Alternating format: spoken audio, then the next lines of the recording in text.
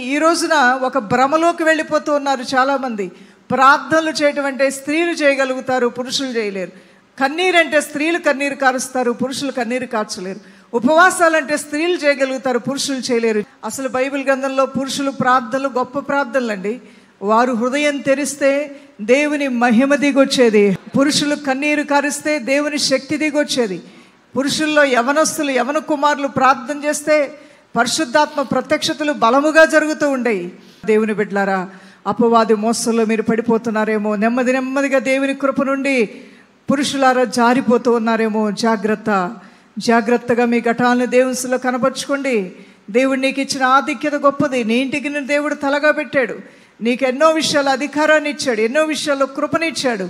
దాన్ని సద్వినియోగపరుచుకున్నటువంటి ప్రతి సహోదరుడు కూడా దీవించబడతారు. హల్లెలూయా. Download ShareChat.